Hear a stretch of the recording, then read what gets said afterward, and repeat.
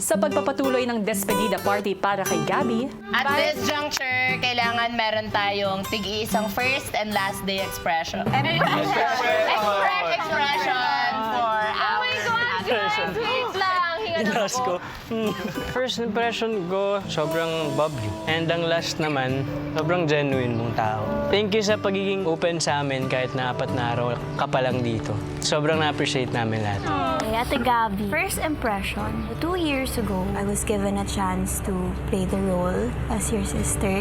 Being your sister, I felt like I had big shoes to fill in kasi Gabby Garcia ka. Ano ba? Wait, Gabby Garcia ka. And looking back, I think isa yun sa highlights ng career ko. Sobrang grateful ako na naging ate kita. You were just not a workmate to me. You were literally like a sister to me. Well, I just really look up to you, ate. And I love you so, so, so, Oh, much. love you, Bianx. Mahal kita.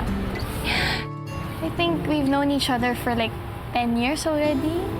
And when I found out that you're a guest housemate, I'm happy that you were there for me that time when I was breaking down.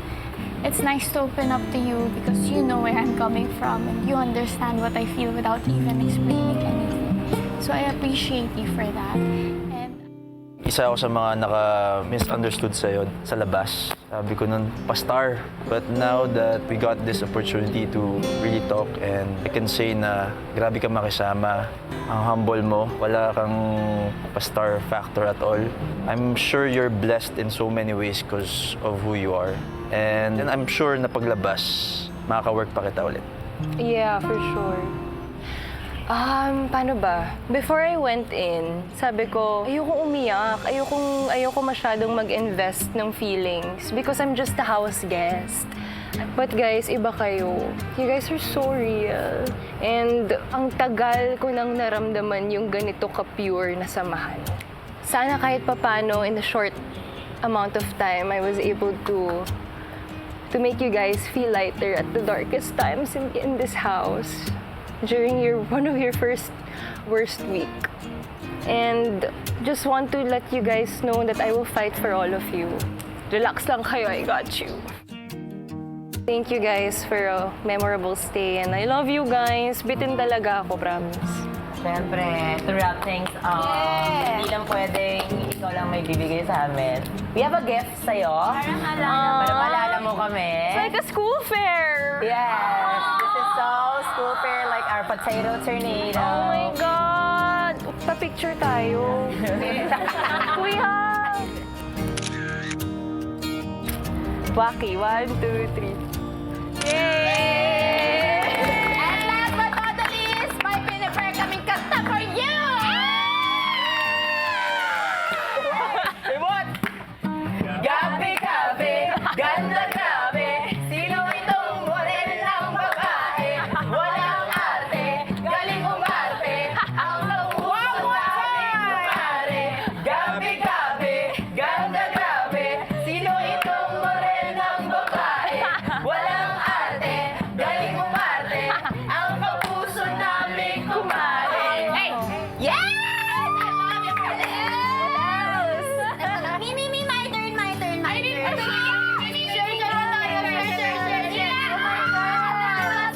We love you.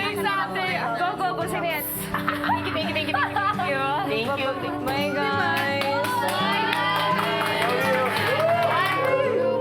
Love you. Bye, guys.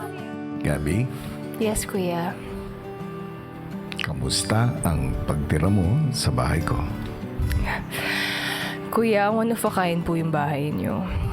Grabe po yung mga tao dito. Ramdam na ramdam ko po yung pagkakapit nila sa isa't isa, which is the most important thing para makasurvive sila dito without their loved ones. And hindi ko po ina-expect, kuya, na sa 4 na araw po, grabe po yung pagka-attach ko sa kanila and they included me. Ano yung babaunin mo mula sa bahay ko papunta sa outside world? Yung pinaka po na babaunin ko po is the importance of sticking together and being one. Yung kahit ano pong mangyari, kahit ano pong pagsubok yung dumating, lahat po kayo sabay-sabay yung haharapin and kayo rin po magdadamayan. Gabby, Gabi, Po, labis kong ikinatutuwa na naging bahagi ka ng bahay ko at lalong-lalo na ng pamilya ko. You gave warmth inside my house. Ipagpatuloy mo ang kabutihan ng puso mo hanggang sa outside world. Hanggang sa muli, Gabi. thank you kuya. Maraming salamat po. Magandang gabi.